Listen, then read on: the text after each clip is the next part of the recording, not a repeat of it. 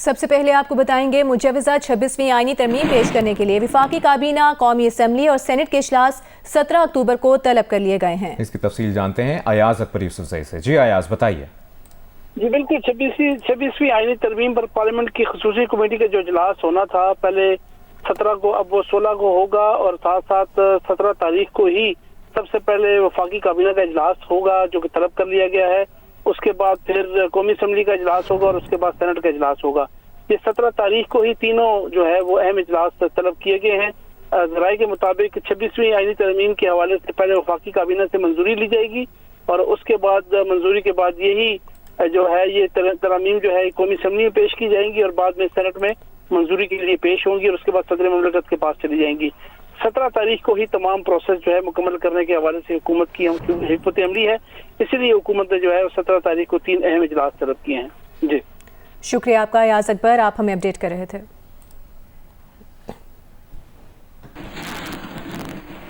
Break के बाद आपको बताएं, पाकिस्तान शंघाई ताउन तंजीम के सरबराह इजलास की मेजबानी के लिए तैयार है। इस्लामाबाद में SCO सरबराह इजलास का स्टेज सज गया है। दारुल हुकूमत में मुअज़्ज़ज़ मेहमानों की आमद का सिलसिला भी जारी है। शंघाई ताउन तंजीम का सरबराह इजलास कल जिना कन्वेंशन सेंटर इस्लामाबाद में होगा। काज़ाकिस्तान के वज़ीर आज़म ओल्जाज़ बेक तनौफ इस्लामाबाद पहुँच चुके हैं। वफाकी वज़ीर अलीम खान ने उनका इस्तकबाल किया। भारत की नुमाइंदगी करने वज़ीर ख़ारजा जयशंकर पाकिस्तान पहुँचे। नूर खान एयरबेस पर DG साउथ एशिया इलियास निज़ामी ने उन्हें खुशामदीद कहा। तुर्कमानिस्तान के वज़ीर ख़ारजा और डिप्टी चेयरमैन मिनिस्टर्स कैबिनेट भी आज पाकिस्तान पहुँचे। वफाकी वज़ीर खालिद मकबूल सिद्दीकी ने तुर्कमानिस्तान के वज़ीर ख़ारजा राशिद मिर्दौफ का इस्तकबाल किया। तुर्कमानिस्तान SCO का रुकन, मुबस्सिर या डायलॉग पार्टनर नहीं है। तुर्कमानिस्तान शंघाई ताउन तंजीम सरबराहान हुकूमत इजलास में बतौर मेहमान शिरकत कर रहा है। ताजिकिस्तान के वज़ीर आज़म कोहर रसूल ज़ादा भी आज इस्लामाबाद पहुँचे। वज़ीर कॉमर्स जाम कमाल ने ताजिक वज़ीर आज़म के इस्लामाबाद पहुँचने पर उनका इस्तकबाल किया। ताजिकिस्तान का शुमार SCO के अव्वलीन इब्तदाई फोरम शंघाई 5 के बानी अरकान में होता है। बेलारूस के वज़ीर आज़म रोमान गोलोफ भी आज इस्लामाबाद पहुँचे। उनका इस्तकबाल वज़ीर कानून आज़म नज़ीर तारर ने किया। किर्गिस्तान के वज़ीर आज़म ज़कारौफ अकील बेग भी शंघाई ताउन तंजीम के इजलास में शिरकत के लिए पहुँच गए। वज़ीर पेट्रोलियम मुसद्दिक मलिक ने उनका इस्तकबाल किया। सदर आसिफ अली जरदारी से पाकिस्तान के दौरे पर आए चीनी वज़ीर आज़म ली चांग ने मुलाकात की है। इस मुलाकात में पाकिस्तान और चीन ने स्ट्रेटेजिक ताउन मजबूत और CPEC पर अमल दरामद तेज करने पर इत्तेफाक किया है। सदर आसिफ अली जरदारी ने कहा कि चीन के साथ दोस्ती पाकिस्तान की खारजा पॉलिसी का अहम जुज़ है। चीनी कंपनियों को पाकिस्तान स्टॉक एक्सचेंज में सरमायाकारी के मौके से फ़ायदा उठाना चाहिए। CPEC और गवादर पोर्ट की मदद से चीन की इक्तिसादी तरक्की से भरपूर इस्तेफादा करने का वक्त आ गया है। सदर मुमलिकत ने दहशतगर्द हमले में 2 चीनी शहरियों की हलाकत पर दिली ताज़ियत का इजहार किया। सदर जरदारी ने दिलखराश वाक़या पूरी कौम के लिए तकलीफ का बाइस बना, ये भी कहा। सदर आसिफ अली जरदारी ने और कहा कि दुश्मन मजमूम कोशिश में कामयाब नहीं होंगे। पाक चीन दोस्ती के दुश्मन CPEC मंसूबों को मुतासर करने की कोशिश कर रहे हैं। सदर मुमलिकत ने चीनी इंजीनियर्स पर हमले के मुजरिमों को मिसाली सजा देने के पाकिस्तान के आज़म का इजहार किया और कहा कि पाकिस्तान में काम करने वाले चीनी शहरियों की सिक्योरिटी बढ़ाने के लिए तमाम ज़रूरी इक़दाम करेंगे। इस मौके पर चीनी वज़ीर आज़म ली चांग ने कहा कि पाकिस्तान और चीन अपनी शराकतदारी को नई बुलंदियों तक ले जाने के लिए ताउन जारी रखेंगे। चीन पाकिस्तान में सरमायाकारी के लिए चीनी कंपनियों की मदद जारी रखेगा। उम्मीद है कि पाक चीन ताल्लुकात मुस्तकबिल में मज़ीद मजबूत होते रहेंगे।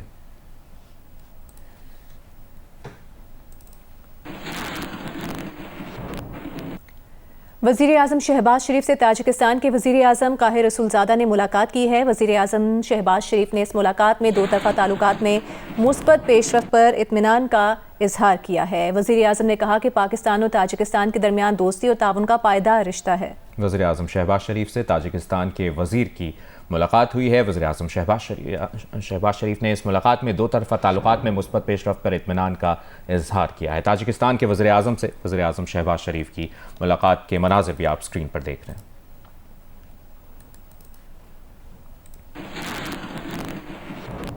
और क्रिकेट से अपडेट यह है कि कामरान गुलाम टेस्ट डेब्यू पर सेंचुरी करने वाले 13वें पाकिस्तानी बल्लेबाज बन गए हैं।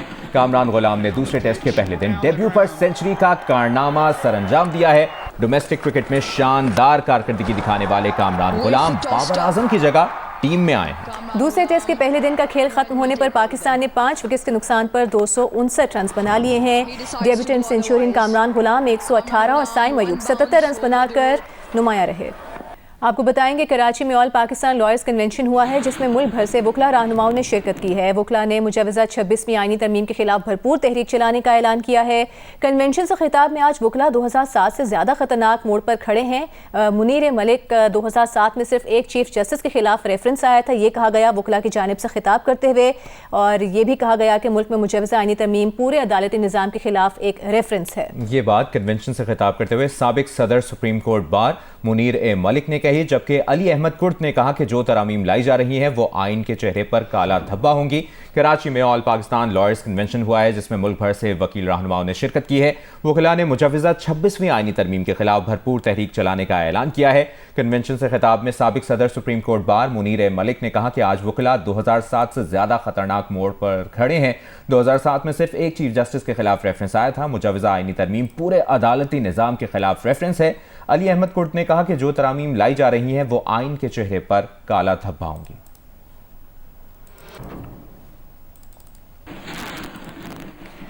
और अभी आपको बताएं, अमीर JUI मौलाना फजलुर रहमान आज कराची में बिलावल भुट्टो जरदारी से मुलाकात करेंगे। पीपल्स पार्टी के मुताबिक मौलाना फजलुर रहमान और बिलावल भुट्टो की मुलाकात में आइनी तरामीम और दीगर अहम मामलात पर गुफ्तगू होगी।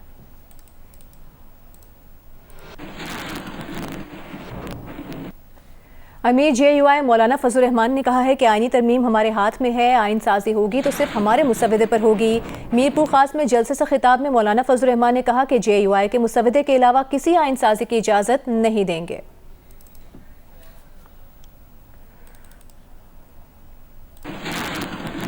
कहने लगे आप हमारे साथ आप हमें वोट दें। मैंने कहा कुछ तफसील तो बताओ ना, तुमने लिखा क्या है? कानून का मसौदा उनके पास नहीं था और तरमीम ला रहे थे। आखिर हमने दबाव डाला और फिर आधी रात में एक काली थैली के अंदर एक काला मसौदा हमारे पास पहुंच गया। आज इस तरह की कठपुतली असेंबलियों से तुम अपने मफादात के तरामीम हासिल करते हो। आईनी तरमीम वो भी हमने अपने हाथ में ले ली है और अब हमारे मसौदे पर इंशाअल्लाह कानून साजी होगी। हमारे मसौदे के खिलाफ हम कोई कानून साजी और आइन साजी की इजाज़त नहीं दे सकेंगे। चेयरमैन पीपल्स पार्टी बिलावल भुट्टो जरदारी ने कहा है कि जो सियासी मुखालिफिन आज आईनी अदालत की मुखालिफत कर रहे हैं, माजी में वो पीपल्स पार्टी की इन्हीं अदालती इस्लाहात की हिमायत कर चुके हैं। आज इनकी मुखालिफत की वजह शख्सी पसंद और नापसंद या सियासी जानिबदारी है। अपने बयान में बिलावल भुट्टो जरदारी ने कहा कि अदालती इस्लाहात पर पीपल्स पार्टी का मौक़िफ़ गुज़िश्ता 2 अशरों से यही रहा है जो आज है। पीपल्स पार्टी ने 2007 से हर इलेक्शन इसी मंशूर पर लड़ा है। पीपल्स पार्टी के हर नुमाइंदे को विफाकी आईनी अदालत के क़याम के लिए ही मैंडेट दिया गया है।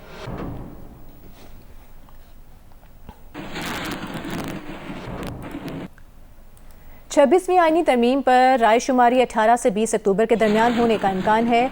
ज़राए के मुताबिक MQM ने अपने अरकान पार्लियामेंट को इस्लामाबाद पहुंचने की हिदायत कर दी है। MQM के ज़राए का कहना है कि 21 अक्टूबर तक आईनी तरमीम मंजूर होने का इम्कान है। मुस्लिम लीग नून ने बल्दियाती इदारों को बाइख्तियार बनाने, कोटा सिस्टम के खात्मे की हिमायत की है। ताहम मुस्लिम लीग नून ने कहा कि 27वीं तरमीम पार्लियामेंट में पेश करें, हिमायत करेंगे।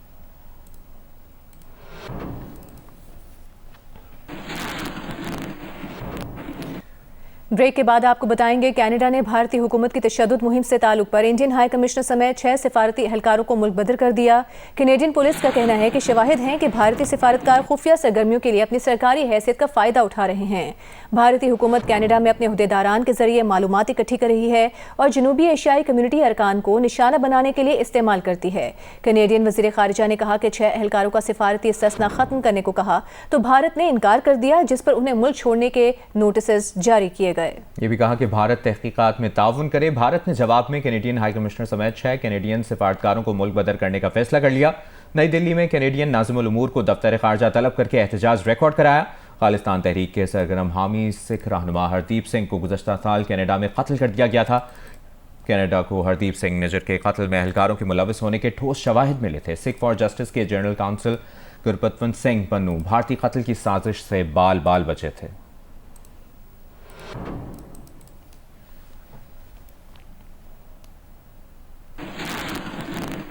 और टेस्ट डेब्यू पर सेंचुरी करने वाले कामरान गुलाम के भाइयों से गुफ्तगू की है नुमाइंदा जियो न्यूज़ सुहेल इमरान ने। आइए आपको दिखाते हैं।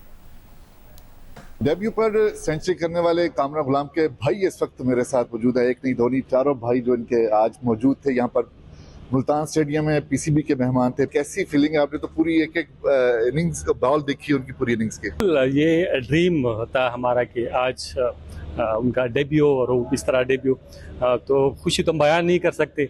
बहरहाल खुशी तो इस तरह आप लोगों ने देखी भी होगी। जो आपकी क्या था उम्मीद थी कि डेब्यू पे सेंचुरी मिलेगा? क्योंकि बड़ा वेट किया, वो खुद भी बता रहे थे कि मैं बड़ा बेचैन था कि मुझे मौका मिले।